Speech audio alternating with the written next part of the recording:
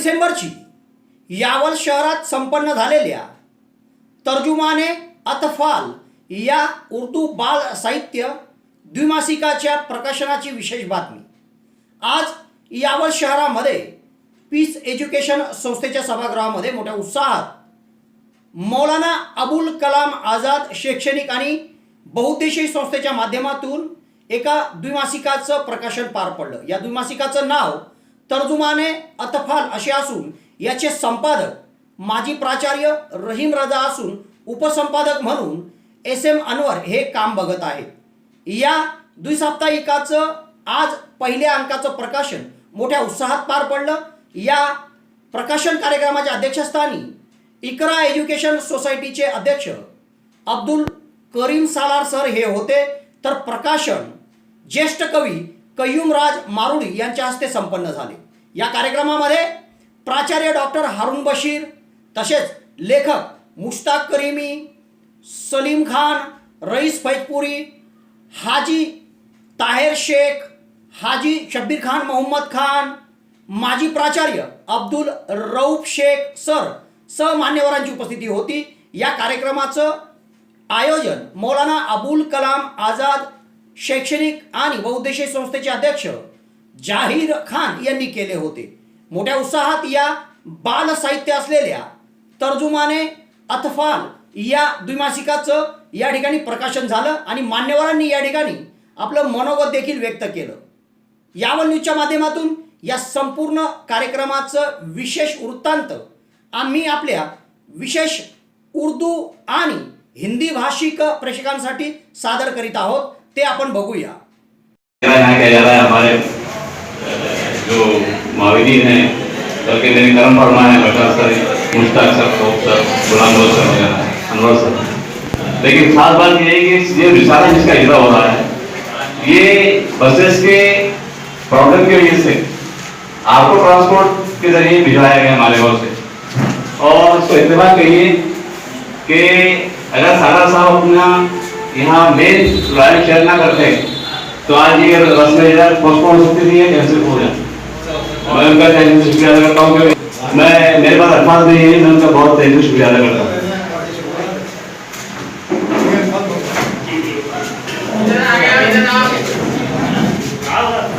आगे में रिश्ते खाली है, मैं बहुत अदब से गुजारिश करता हूँ लोग जनाब से कि वो आएं और इस तरफ दर्शन करते हैं।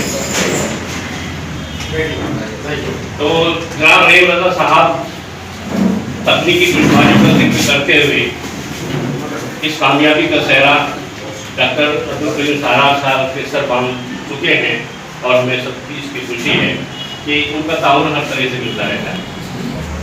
ज़्यादा मुनाफे के हकदार तुम हो और घाटे का हकदार मैं हो।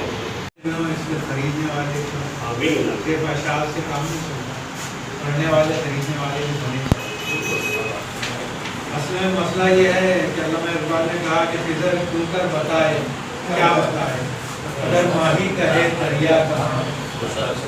तो यहाँ तो सब फिजरान मिल्लत कौम मिल्लत बैठे हुए हैं अल्हम्दुलिल्लाह। तो न यहाँ माही का सवाल है न दरिया का सवाल है। ऐसी सूरत हाल में तो अब क्या बोलना, किसे बोलना, यहाँ तो सब मुखातब होने वाले हैं, सब लोगों से मुखातब होने वाले हैं, सब अपनी दुनिया के बहुत अजीम शख्सियात हैं। क्या बोलूँ, लेकिन बहरहाल चूँकि बोलने का मौका दिया गया तो ये होता है कि इल्म एक मकसदी अमल होता है। कोई भी इल्म के लफ्ज़ी मानी जो होते हैं दोनों जानना और आगे बढ़ना। और बहुत से माहिरीन नफ्सियात ने कहा है कि इल्म जो है वो इंसान के डेवलपमेंट ऑफ ऑलराउंड पर्सनैलिटी की तरफ ले जाता है। खसारा उठाने वाले उठाएंगे और रोशनी बिखेरेंगे। अंधेरे में जुगनू एक किरण बनकर आ सकता है, जरा सा धमाका करके रोशनी को खत्म कर देता है। नेकी का काम जो है वो इसी तरीके का है, जहाँ में कभी भी नेक कामों पर चलने वाले ज्यादा लोग होंगे ही। ये अल्लाह के निज़ाम के खिलाफ है, कुरान के खिलाफ है। अगर आप कुरान पढ़ते हैं तो आपने देखा है कुरान को सवाल करता है कि अल्लाह को मानने वाले कितने हुए, कम हुए। जन्नत के तालिब कितने हैं? बहुत ज्यादा, लेकिन जन्नत में जाने वाले कितने हैं? कम है। तो नेकी जो है उसकी मिसाल सोने की है और बदी की मिसाल कीले और कंकर की है।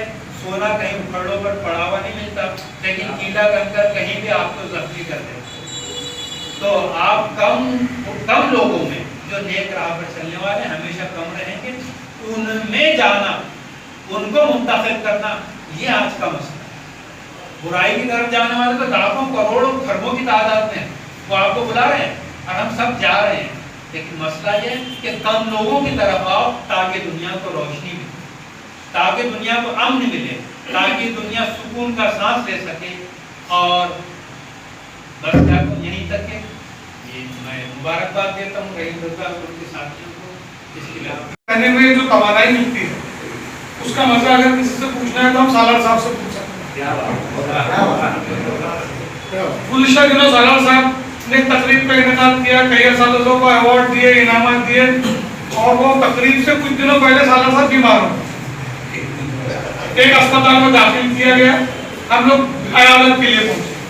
हमने मैं और रशीद कासिम साहब से हमने बहुत गुजारिश की कि भाई अब आपको डॉक्टर ने आराम का भी मशवरा दिया है, तो इस प्रोग्राम को 8-15 दिन के लिए मुलतवी कर दिया जाए, बाद में करेंगे। सालार साहब ने जो तमहीद बात दी हमको समझाने के लिए, तो बाहर निकलने के बाद हमको कासिम साहब को हमको ऐसा लगा कि सालार साहब अच्छे हैं, हम दोनों एडमिट हो गए। तो सालार ऐसे ही होते हैं, मतलब वो जो बंदा है वो जो काम करने में यकीन रखता है वो बिस्तर अदालत से भी अपने फरीजे की अंजामदही को। अभी जो मामला है, अगर हम हमारे जिले की बात करें तो इससे इनकार नहीं किया जा सकता कि अदब के जो पहलू है उसमें कुछ फैक्टर्स नहीं के बराबर, मतलब उस पर काम नहीं के बराबर होने वालों में एक काम ये भी है बच्चों के ताल्लुक से सारे सच्चाई जारी। कुछ लोगों ने कोशिश भी की, मैं तो जलगांव जिले का नहीं, मैं खानदेश की बात कर रहा हूँ, जिसमें धुलिया डिस्ट्रिक्ट है, दीपा डिस्ट्रिक्ट है, वो भी खानदेश का है। सिंध में बहुत कम कोशिश की, और जिन लोगों ने कोशिशें की है उनको किसी वजह से और रिस्पॉन्स नहीं मिलने की वजह से वो जारी और सारी नहीं रख सके, और मामला जो ज़ेरे बहस चल रहा है, जिसका ज़्यादा टर्मिनोलॉजी का इस्तेमाल हो रहा है, वो घाटे के सवाल है। पेशरो मुकर्रीन ने आपके सामने अपने ख्यालात से इजहार, मैं रहीम रजा को मुबारकबाद देता हूँ, और जिन्होंने उनको साथ दिया उन सबको मुबारकबाद देता हूँ कि आज खानदेश और जलगांव में आपने बाजी मारी और हमारा कद बुलंद किया। दुनियाए अदब में तकरीबन पूरे मुल्क में लखनऊ का मिला के 12 और ये 13वां जो है तो 2 माही रिसाला शायद कोई गवर्नमेंट की तरफ से आते हैं, एसपीपीएल वगैरह की तरफ से, और कई जगह पर रिसाले इस तरह के जो है तो पूरे मुल्क। एक और भिवंडी से शाया हो रहा है सर, उनसे बातचीत, ये तकरीबन 13वां साला बच्चों का है, और पहले इसमें कोई शक नहीं कि माजी में हम सब ये कहते थे कि हमारे बच्चों के पास में वो मवाद मौजूद नहीं है जो अगियार और उन कौमों के बच्चों के पास है जो अंग्रेजी और मराठी और हिंदी से दिलचस्पी रखते हैं। लेकिन हमारी मादरी ज़बान का हमारे बच्चों के हाथ में रिसालों की कमी बहुत दिनों से महसूस की गई और उस पर अब काम शुरू हुआ है। सैयद फारूक ने एक ऑल इंडिया लेवल का सेमिनार भी दिल्ली में मुनक़िद किया, जिसमें इत्तेफाक से हम लोगों को भी शरीक होने का मौका मिला। और फिर आपको एहसास भी नहीं होगा किसी को कि दिल्ली में वहाँ के बड़े बड़े जय्यत नामवर शख्सियात ये कहा कि महाराष्ट्र और महाराष्ट्र में खास तौर से अपने इलाकों का जिक्र करके कहा कि ये लोग अपने पैसे खर्च करके इस प्रोग्राम में आए जो आज नहीं नजर आता। साफ साफ कहा उन्होंने सबसे, बिल्कुल दो टोक बात की उन्होंने और उनको सराहा उन्होंने। और जो तहरीक जलगांव जिले के अंदर मुतालिया बेदारी की, मुश्ताक हमारा छोटा भाई है, भतीजे के रूप में, लेकिन भाई है हमारी जो है, तो मतलब टीम का एक फाल मेंबर है। इनकी तहरीक पर जो हमने बरसों से काम कर रहे थे कि बच्चे जो महीने भर 1.5 महीने की छुट्टियां मिलती है, तो उसमें जब क्लास में जाते हैं छुट्टियां खत्म होने के बाद, तो किताब उनके लिए अजनबी हो जाती है। जो असातिज़ा बैठे हैं खास तौर से प्राइमरी, तो फिर हमने क्या किया कि इनकलाब, उर्दू टाइम, एशिया एक्सप्रेस, इनकी कटिंग लतीफे, कहानियाँ, जिससे हातिम ताई परियों की कहानी, चुटकुले, पहेलियाँ बुझो, कलर भरो, ये जमा की। और जो मैगजीन निकलते हैं वो ठोक में जो पड़े हुए थे, रद्दी के अंदर पड़े हुए, उनको हमने निकाला। और फिर हमने एक एक गांव के अंदर, आपके यहाँ भी हम आके गए हुए हैं, आने के पहले फोन किया कि हम आ रहे हैं, आप नुक्कड़ पे बच्चों को जमा कर, हमारा बैनर रखे मुतालिया बेदारी मुहिम। और हमने वहाँ जो बच्चों को जमा करके लाए, वहाँ के जिम्मेदारों ने बच्चों को हमने वहाँ खिताई बात। आप यकीन जानिए, धर्मगांव का मुझे याद है कि वहाँ पर हम लेट पहुंचे मदरसे में, और तकरीबन 100 से ज्यादा बच्चे मौजूद थे, क्योंकि हम घूम रहे थे पूरे, रशीद साहब साहब, कयूम, असर साहब और हमारे जो दीगर साथी है। तो जब हम वहाँ लेट पहुंचे तो बच्चे बड़े बेताब थे, बेचैन थे। हमारे असातिज़ा इकराम ने सबको रोक के रखा था। वहाँ पर हमने क्या है कि लेट होने की वजह से पहले सब बांट दिए उनको मटेरियल, वो ज़ेरॉक्स कॉपी बांट दी जिसमें चुटकुले, लतीफे वगैरह थे, वो किस्से कहानियों की ऐसे मैगजीन उनको बांट दिए जो वहाँ पर थे।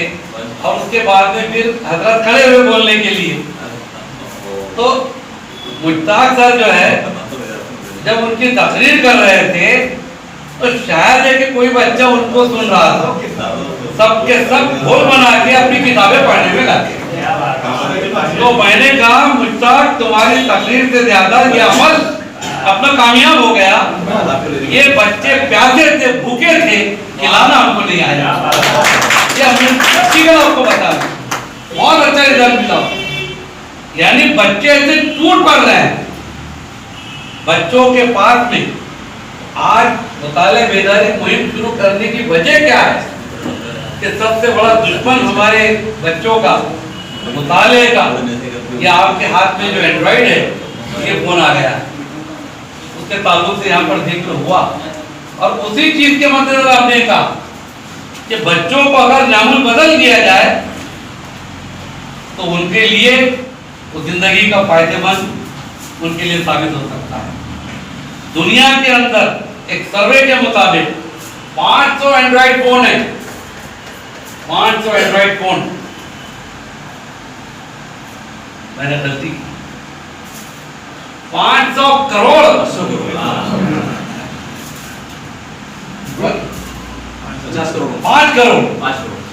5 करोड़ मोबाइल फोन में, एंड्रॉइड फोन की बात कर रहा हूं, बटन वाले नहीं। और उसमें से अकेले इंडिया में 500 करोड़ मराठी में जो उसका वो आया 50 करोड़ इंडिया वाले इस्तेमाल, 100 करोड़ इंडिया की रिपोर्ट है 6 महीने पहले कि 500 करोड़ दुनिया में एंड्रॉइड फोन है, जिसमें 100 करोड़ हिंदुस्तान के अंदर है। और कमाल की बात तो ये है आपका आईफोन वाला, पैड वाला और आपका अडानी वगैरह जिनके सब ये है सेट, वो एंड्रॉइड फोन इस्तेमाल नहीं करते ना उनके बच्चों के पास में है। समझ लीजिए आप।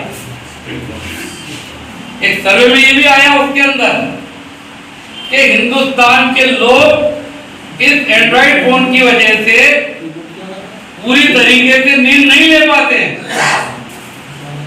उनकी नींद कम होती है। दूसरा सर्वे उन्होंने किया कि तमाम नौजवान बच्चे बच्चियां और लोग जिनके पास एंड्रॉइड फोन है हर 5 मिनट में अपना फोन चेक करते हैं। आप अपने आप पे गौर करो, ऐसे ही करते ना। उन्होंने कहा कि साइकियाट्रिस्ट लोगों ने एक रिसर्च की कि पहले लोगों को जो डिप्रेशन आता था उसका इलाज हम कर देते थे गोलियों से, अब एंड्रॉइड फोन से डिप्रेशन आ रहा है। डिप्रेशन की वजूहत निकाली तो लड़कियां लड़के अगर कोई पोस्ट डाल रहे हैं, कोई लाइक नहीं कर रहा है तो डिप्रेशन में जा रहे, मेरी पोस्ट कितने लाइक नहीं किया, लाइक डिप्रेशन। आप यकीन जानिए बड़े बड़े साइकियाट्रिस्ट इसके लिए रिसर्च कर रहे हैं कि इसका इलाज कैसे किया जाए। हमारे यहाँ पर पढ़े लिखे लोग जो इस्तेमाल करते हैं एंड्रॉइड फोन वो तो करते हैं, लेकिन इंडस्ट्री में काम करने वाले वर्कर, खेती बाड़ी में काम करने वाले नौकर, आपके यहाँ पे आने वाले मेकर, इन सब के पास में एक एक दो फोन है, तो प्रोडक्टिविटी इंडस्ट्री की कम हो गई। पहले एंड्रॉइड फोन या जो सादा फोन था 17 रुपए मिनट के हिसाब से तो निकाल के तो सामने रखते थे लोग, सब देख रहे 17 रुपए मिनट वाला आने की भी और जाने की भी और गोइंग। अब बाद में ये हालत हो गई कि एक पे फ्री, ये फ्री, वो फ्री।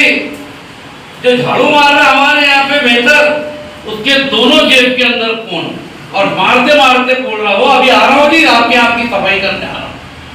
तो अब सब लोग अपने फोन छुपा के रखते हैं। सही बात है। आज कदरें कैसी बदल रही है कि आज वो इंसान बड़ा माना जाता है जिसकी हैसियत है और वो ये मोबाइल फोन इस्तेमाल नहीं करता। गौर कीजिएगा मेरी बात। वो इंसान बड़ा माना जा रहा है जो फोन इस्तेमाल नहीं करता, ये मोबाइल फोन। कदरें बदली, उसका न्यून बदल आपने क्या दिया? छोटी सी कोशिश जलवा शहर करने शुरू की और हम तो इस तरह के कामों को सराहते हैं। पूरे जिले में 207 5वीं 6वीं 7वीं वाली हाई स्कूल के साथ प्राइमरी सेक्शन है या प्राइमरी के साथ 5वीं 6वीं 7वीं है। जिला परिषद, जलगांव कॉर्पोरेशन, नगर पालिकाएं और प्राइवेट, तमाम का डाटा हमारे पास। 200 स्कूलें हैं, 200 से ज्यादा। इन सब स्कूलों के लिए हम इस तरह के मैगजीन हर माह, 2 माह, 3 माह, ख्याल अंसारी का हफ्तावार बच्चों का अखबार, वाहिद अखबार है वो बच्चों का खैर अंदेश मालेगांव से निकलता है। ये सब हम लोग पहला तजुर्बा हमने हमारे यहाँ पर किया।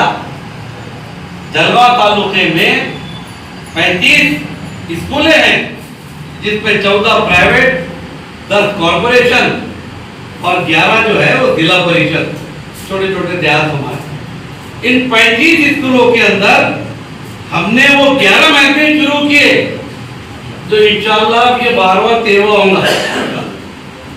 और मजीद से अगर हमने ये तय किए कि बिस्मिल्लाह करें अपने से कि जो किताबें हमने ला के रखी, 1 लाख की किताबें पढ़ी एक तरह के रूम में, घर पे जगह थी उस जमाने में, जो लिए हमने बांट दी। तो सिर्फ आप दोनों को देख के मुझे बहुत खुशी हुई। ये मिशन कामयाब इंशाअल्लाह जरूर होगा। मजीद से मैंने क्या किए कि नगर पालिका, कॉर्पोरेशन और जिला परिषद यहाँ पर वो 11 मैगजीन के सालाना मुबादला हमने दोनों ने आधे आधे भर दिए।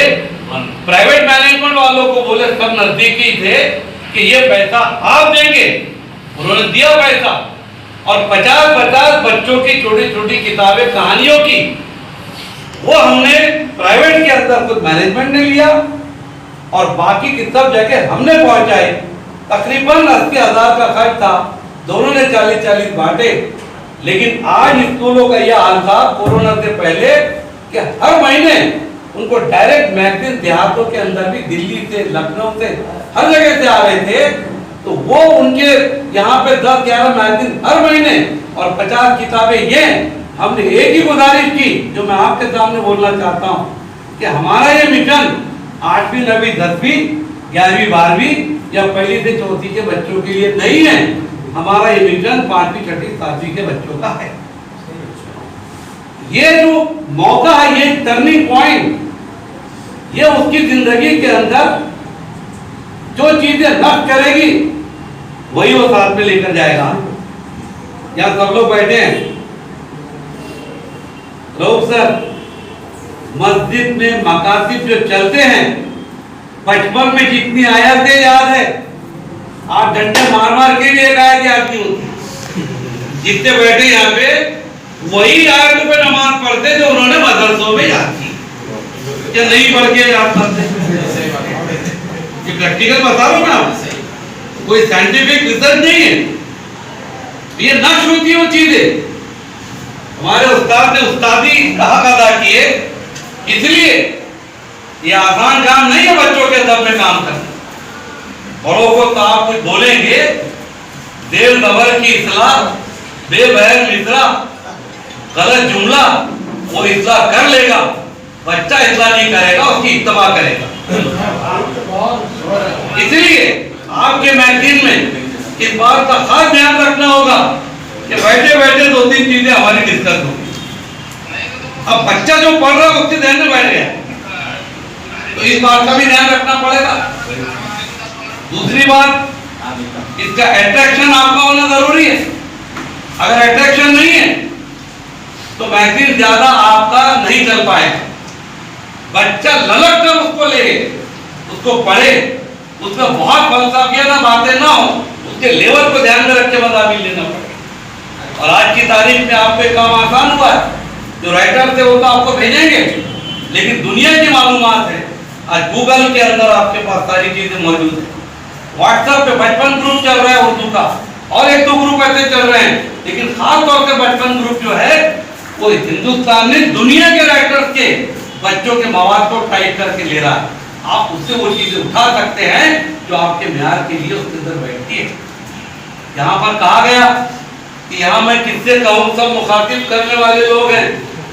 नहीं सर, आपने कहना चाहिए था कि आपको मुखातिब नहीं होना है, अमल करने की जरूरत है, अमल करने की जरूरत है। मुझे माफ कीजिएगा, हम उर्दू की रोजी रोटी खाते हैं, मैं तंज नहीं कर रहा हूँ आप पे बहुत सारे लोग माशाअल्लाह इस पे खर्च कर रहे हैं।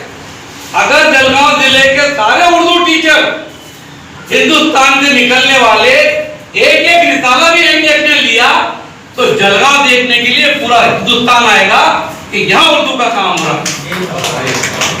लेकिन अफसोस की बात, मुझसे ज्यादा अपनी बिरादरी के बारे में आप जानते हैं। बिल्कुल हमारे बजट में नहीं रहता है, बजट में नहीं रहता है। और आप ये समझ के चलिए कि मौजूदा दौर में अगर आप चाहते हैं कि उर्दू जिंदा रहे तो बचपन से बच्चों को उसका चस्का लगाना पड़ेगा। आपकी मालूमात के लिए बता दूं, प्रोफेसर खालिद हार्वर्ड यूनिवर्सिटी के मरहूम कम उम्र में इंतकाल करे, एक रिसर्च की उन्होंने कि पूरे मुल्क के अंदर प्राइमरी से अपर प्राइमरी यानी 1 to 8, 1 से 8वीं तक, ये अपने आप प्राइमरी 1 से 7वीं था, अब आए वो लोग अपर प्राइमरी पर। पूरे हिंदुस्तान में 1 to 8 पकड़ा जाता है। ये 1 to 8 अपर प्राइमरी के साथ में जो प्राइमरी सेक्शन है, उर्दू स्कूलों का सर्वे किया, रिसर्च की उन्होंने। आपको खुश होना चाहिए कि पूरे मुल्क के अंदर, महाराष्ट्र के अंदर उर्दू स्कूलों की तादाद, अपर प्राइमरी उर्दू स्कूलों की तादाद हिंदुस्तान की जितनी स्कूलें हैं 50% महाराष्ट्र में है और 50% सारी जगह, सब जगह। मैं अपनी कम मालूमात की बुनियाद पर 4 साल पहले कर्नाटक को नंबर 1 देता था, लेकिन कर्नाटक दूसरे नंबर पर है, दूसरे नंबर पे कर्नाटक, बाकी तीसरे पे बिहार है और बाकी सब तरफ थोड़ा थोड़ा सब तरफ उसका जाल बिछा हुआ है। अरे उर्दू लैंग्वेज आज हिंदुस्तान के अंदर लोग कहते हैं, मैं तो कहता हूँ बोलचाल की हद तक की अगर बात करें, मैं स्कूलों की बात नहीं कर रहा हूँ, हिंदुस्तान में सबसे ज्यादा बोली वाली जबान ये उर्दू जबान है। ये मैं आपको दलील के साथ बता सकता हूँ। आप पूछिए मुझसे सवाल अगर मैं गलत हूं तो, क्या अंग्रेजी जबान बोली जाती है पूरे मुल्क में ज्यादा? क्या हिंदी बोली जाती है? झगड़े चलते हिंदी के बोर्ड लगाने में जला दिया जाता है। क्या गुजराती बोली जाती है, मराठी बोली जाती है, कन्नड़ बोली जाती है, मलयालम बोली जाती है, तेलुगु बोली जाती है? जी नहीं। आप गुजरात के अंदर का इंसान जब गुजरात की बॉर्डर से महाराष्ट्र में आता है तो गुजरात की उसकी सरहदों पे रुक जाती है, लेकिन उसके साथ उर्दू जबान महाराष्ट्र के अंदर भी दाखिल होती है। महाराष्ट्र के अंदर कर्नाटक में जाने वाला इंसान कर्नाटक की सरहद के ऊपर मराठी को छोड़ देता है, लेकिन उर्दू जबान साथ में लेके जाता है। यही मामला पूरे हिंदुस्तान का है। यही दलील मेरे पास में है कि इलाकाई जबान अपनी स्टेट की सरहद पर रुकती है, लेकिन उर्दू एक वाहिद जबान है जो कि पूरे हिंदुस्तान में सबसे ज्यादा बोली जाती है। ये मेरे पास दलील है, आप इस पर गौर कीजिए। मैं कोई हर पे आखिर नहीं, लेकिन आप इससे बहस कर सकते हैं, इसके अंदर आप तलाश कर सकते हैं। तो आजिज साहब मेरी गुजारिश कि हमने जिस तरीके से ये 50 किताबें जो हम दे रहे हैं, टीचर से हमने रिक्वेस्ट की कि हमारे बच्चों का मुताले का शौक निकल गया, तो ऐसी अट्रैक्टिव किताबें दे कि एक पीरियड जो स्कूल चलाते हैं हम लोग, एक पीरियड हमारा जो खाली रहता है ईडब्ल्यूएस का काय जो रहते हैं, उसमें एक लाइब्रेरी पीरियड आप जैसे इंट्रोड्यूस करें। और प्रैक्टिकल हमारे पास एक तरह की पब्लिक स्कूल जो है उसके अंदर बाकायदा हमने एक लाइब्रेरी बनाई है। वो लाइब्रेरी नहीं है जहाँ पर बड़ों की किताबें रखी है, बच्चों के पढ़ने की किताबें रखी है। 5वीं 6वीं 7वीं की टीचर का काम ये है बच्चों को वहां पर भेजे, निकालो बच्चों कोई भी किताबें, बच्चे निकालेंगे पढ़ेंगे। प्राइमरी स्कूल के अंदर जो बच्चों के पास 5वीं 6वीं 7वीं क्लासेस टीचर के पास है, वो बैग के अंदर ये किताबें लेके जाए, बच्चों आओ इधर लेके जाओ सब किताबें पढ़ो, और जल्दी पढ़ना होगी एक दूसरे से एक्सचेंज करो, जाते हो वापस दे के चले जाओ। ये मूवमेंट चलाएंगे तो जो फीडिंग और नॉलेज हमारे बच्चों को अपनी मादरी जबान में मिलेगा, जो बाहर की लैंग्वेज में नहीं मिलता। जब आसिफ खान जैसे दुनिया के बच्चे कलेक्टर और डीसी बन के हमारे सामने आ रहा है, मादरी जबान को कम मत समझिए, इसको कीजिए, इसको अपनाइए, और इसके लिए तुम्हारे हमारे जैसे लोगों की जरूरत। हम जब तक सपोर्ट नहीं करेंगे कैसे होगा? मैंने जो कहा था कि आप 200 किताबों का जो तो बजट हमारा रहेगा, तो ये पूरे डिस्ट्रिक्ट में कोरोना हट गया, हम हर तालुके में जाएंगे, मीटिंग लेंगे। जैसे इत्तेफाक जी हजरात मौजूद है हमारे साथी, बहुत दर्द रखते हैं माशाल्लाह। आप में जो बैठे हैं बहुत सारे लोग जो दर्द रखते हैं, हम इनके साथ मिल करके गवर्नमेंट की स्कूलों के अंदर अल्हम्दुलिल्लाह वहां पर हम भेजेंगे, लेकिन प्राइवेट में लोग अपने अपने तौर पे लेंगे। ये भी बता दूं मैं, हमारे सर्दियों में ये भी आया, कई टीचर अपनी जेब से बच्चों को लाकर जो तो मैगजीन दे रहे हैं। और जब इतना आगे बढ़े आप हैरत करेंगे, कनाडा के एक डॉक्टर प्रोफेसर इदरीस सिद्दीकी जो यूपी के हैं लेकिन वहां जाकर रहते, रिटायर्ड प्रोफेसर है साहब, उन्होंने इतना बड़ा काम किया। जामिया मक्तबा के अंदर उनकी किताबों की फहरिस्त मौजूद है सर।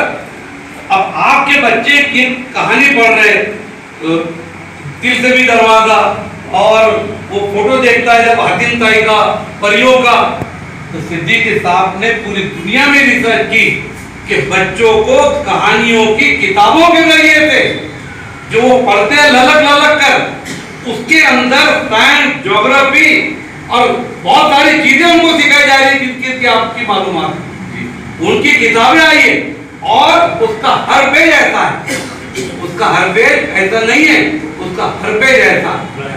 जैसे मिसाल के तौर पे आपको बताऊं कि केमिस्ट्री के जो आपके वर्कशॉप आप जाते हैं, प्रैक्टिकल होते हैं, जो कलर बदलता है, गर्म करो तो ये कलर हो जाता, वो कलर हो जाता, वो उसको जादू का एक वाकया बयान करके करते हैं और बच्चों को कहते हैं कि बच्चों ये जादू करना है तो घर पे जाके ये सामान लो करके बता। जैसे मोमबत्ती से बच्चे ने कागज के ऊपर कुछ लिख दिया, नजर आ रहा नहीं आता, और उसको थोड़ा सा आग पर लेके जाओ नजर आता है। आप बता दें सबको, उन्होंने कहानियों के जरिए से सिखाया कौन से नबातात, कौन से फल फ्रूट कहाँ होते हैं, तो उसको कैसे बयान कर रहे हो। हम क्या करते बच्चों, फला जगह ये पैदा होता है, फला जगह पैदा होता है। अब बच्चे पढ़ रहे हैं, उनका एक फल की टोकरी रखी हुई है, खूबसूरत है, अंगूर है, सेब है, चीकू है, केले है और बहुत सारी चीजें हैं। तो पता चला कि वो लोग एक दूसरे से बात कर रहे हैं कि भाई मैं अंगूर हूँ, मैं फला जगह का रहने वाला हूँ, तो वहां ज्यादा जो है तो हमारी आबादी है। अरे भाई केले, तुम कहाँ रहते हो? केला कहता है मैं तो महाराष्ट्र में खानदेश के अंदर ज्यादा रहता हूँ। अब देखिए अंदर बच्चों को क्या सिखाया जा रहा है, कौन सा फल कहाँ पैदा होता है, फिर अपने खाने से क्या फायदे हैं, क्या नुकसान है, ये फल कहानी में बयान कर रहा है। तो सब रिसर्च करने पे बहुत चीजें मिलती है। अल्हम्दुलिल्लाह ये सारी चीजें जो है इसको सामने रखकर राइटर भी सामने है। मुझे हैरत हुई, हमारा बच्चा कल शाह बिरादरी के प्रोग्राम में इसने कुछ अनाउंसिंग किया तो मुझे पता चला कि उसके कोई आर्टिकल छपे, बच्चे के अफसाने छपे है। जब बच्चा इतना छोटा और इतना काम कर रहा है तो फिर जब रात है इसी मतवाली सुबह का आलम क्या होगा। लेकिन हमारे प्रमोट नहीं करते, बाप भी, दादा भी, चचा भी, माँ भी सिखाने का मत कर, पढ़ाई कर, डॉक्टर बनना है। अरे डॉक्टर बनेगा वो, अरे उसके अच्छा निगाह तो बनने दो, क्या उसके अंदर बुराई। तो बहुत खुशी होती है ऐसे बच्चों में टैलेंट है, इसको हम निकालिए। हम तो अखबार का कह रहे हैं कि हफ्तावार निकालिए, आर्थिक मदद करने के लिए हम जैसे लोग साथ में, एक अखबार नहीं हमारे यहाँ पूरे जिले में, बताइए कहाँ अखबार निकलते दम तोड़ देते। तो रही रहता था, आपको बार बार कहा जा रहा है खसारे का सौदा है, खसारे का सौदा, डरना नहीं, डरना नहीं, वीडियो पीछे अपने डरना नहीं। लेकिन आपको बता दूं मैं, ये खसारे का सौदा नहीं है। हुजूर पाक की फैमिली में हमेशा जो है तो दुम्बे और बकरे काटकर गरीबों में, अकरबा में, रिश्तेदारों में हमेशा तकसीम किए जाते थे। एक मरतबा हुजूर पाक सल्लल्लाहु अलैहि वसल्लम आए, तशरीफ लाए और हमारी माँ आयशा रज़ी अल्लाह अन्हा से पूछा, क्या आयशा सब बराबर हो गया? हाँ कहने लगे, हमने जो है तो सब बांट दिया, लेकिन आपके लिए थोड़ा सा बचा के रखा है। तो आपने फरमाया, आयशा बचा वो है जो तुमने बांटा है, जो बचा है वो बचा नहीं। तो कौन कहता है कि खसारे का सौदा है? अरे जो बचा है वो बचा नहीं है, जो बांटा है वो बचा है। एक बच्चा भी आपकी तालीम इसके क्वेश्चन के अंदर, अगर यूपीएससी के अंदर उसके अंदर कोई अगर इस तरह के सवाल है जवाब दे देता है, और क्या चाहिए दुनिया में। आप घाटे का सौदा नहीं है पूरे जिले में इंशाअल्लाह ताला। ये भी पता चल रहा है कि आप 300 निकाल रहे हैं, आप 500 निकाल, 500 निकाल लिया। जरा दबाना, दोनों को पकड़ूंगा, अगर मेरे को गुटे बड़े तो, जब तुमको गुटे बड़े तो मैं एक आदि ऐसा पकड़ लो, डेरी 5 लोग ऐसे तो पढ़ाना सब बाद में देखते क्या करना है। तो ये जो आप निकाल रहे हैं, इसको 500 कॉपी निकाल, आप 500 निकालिए, 500 का बजट बनाइए। और आप साफ तौर से मैं कहता हूँ, खसारे में काम करने वाला, लॉस में काम करने वाला काम जज्बात जब तक आपके है तब तक चलता है, जज्बात बदनाम हुए वो काम बंद हो जाता है। तो इसको आप कमर्शियल इससे जोड़े। मुस्लिम समाज की बड़ी गंदी एक आदत है कि वो इस तरह के प्रोजेक्ट अगर कोई लाता है तो ये हिसाब करते 520 के हिसाब से इतने आ रहे, जायरात इतनी, अरे बाप क्या माल कमा रहे बाप। तब टपड़े के ऊपर ही चर्चा चलती। अरे हमारा तो कमान दो ना भाई, अगर वो कमाएगा तो उसमें और काम करेगा और भी लोग सामने आए। ये जो एक हमारे यहाँ पे जो है ना सबसे बड़ा मसला, उसको हमको तोड़ना है। हम चाहते हैं कि सर को 2 पैसे मिले, सर को 2 पैसे मिले, ये लॉस में ना जाए। तो उसका तरीका क्या है? जैसे कि आपने जायदाददारी मिल गया, आपको पहले शुमारे में कुछ मदद हो गई, हम डिस्ट्रिक्ट के अंदर 200 स्कूलों में इसको लगाना चाहते हैं। तो पहला टप्पा हमारा ताल्लुका 35 स्कूल है, 35 के सालाना दर मुबादला कितना होता आपका 120 के हिसाब से 35 हिसाब करके लाया, चेक भी लाया 4200। आज आपको मैं चेक दे रहा हूँ 4200 का, उनके पतों पर भेजने का आपका काम। और हाजी साहब ये ताल्लुके में लिस्ट मेरे पास है, कहाँ पर पार्टी छठी सातवीं की स्कूल है, यहाँ के ताल्लुके में मैं आपकी तरफ से बोलना चाहता हूँ, 1 साल का जो पूरा हर 2 महीने में उस स्कूल को जाएगा ये मैगजीन, चाहे प्राइवेट हो कि कुछ भी हो, पहला साल उनको भी। तो ये आप लोग की तरफ से मैं चाहता हूँ कि यहाँ का डिक्लेयर कितने हैं वो मैं आपको बताता हूँ, मेरे पास से पूरी उसकी लिस्ट है। तो ये इस तरीके से एक तालुके के अंदर अगर 200 हम स्कूलों के अंदर ये मैगजीन भेजते हैं, कुछ प्राइवेट लोग अपने तौर पे लेते हैं और कुछ बाहर अगर चला जाता है, तो मुझे बताइए ये मैगजीन भलेगा भूलेगा ये डाउन होगा, ये बढ़ेगा। एक पोजीशन ये आएगी कि आप लिखने वालों को भी जब पैसा देंगे, उजरत देंगे, तो इंशाअल्लाह ताला लिखने वाले भी आपको अपने मज़ामीन भेजेंगे। ये प्रोजेक्ट है, ये पूरा प्रोजेक्ट इस तरह कीजिए आप, कोई किसी को चढ़ाओ मत। हमारे यहाँ कहता है तुमने यतीम खाना खोल, चले आ रहे 2 बच्चों को लेकर सेठ क्या काम करे, फूल हार ये चौल तब अब बेहतरीन काम करे, सेठ छूटे इतना अच्छा आधुनिक यतीम खाना खोले, बहुत अच्छी बात। चल मेरे दोनों बच्चों को भी तुम्हारे पास छोड़ के जा। ये है भाई हमारे समाज का माफ करना, बड़ी कमजोरी, बड़ी कमजोरी। ये बहुत बड़ा काम हुआ, ये मामूली काम नहीं है। जलगांव जैसे हमारे खानदेश के इलाके में ये मैगजीन का निकलना, ये सब हमारे लिए जो है तो बाइक से फख्र है। इसको संभालना हमारा काम, इसको उठाना हमारा काम है और इसको राइट कराना हमारा काम है। अगर इस तरीके से काम होता है तो इंशाअल्लाह ताला न सिर्फ ये मैगजीन जो है अपनी क्वालिटी बढ़ाएगा, न सिर्फ ये मैगजीन जो है तो आम होगा, बल्कि एक संगीन साबित होगा जो हमारे लिए दूसरों के लिए मशअल राह हो। मैं अल्लाह से दुआ करता हूँ कि अल्लाह तबारक व तआला ये जो काम इन्होंने हाथ में लिया है इसको तकमील तक पहुँचे, बहुत लंबी उम्र इसको आता हो, ये मुख्तसर सोडा वाटर की तरह ना खत्म हो।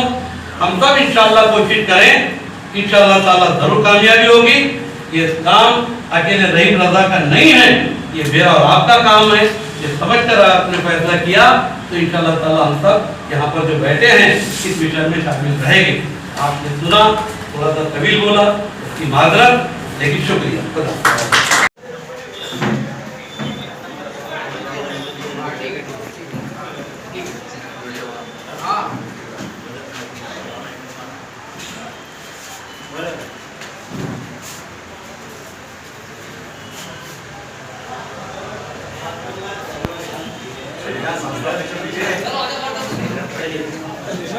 Sir?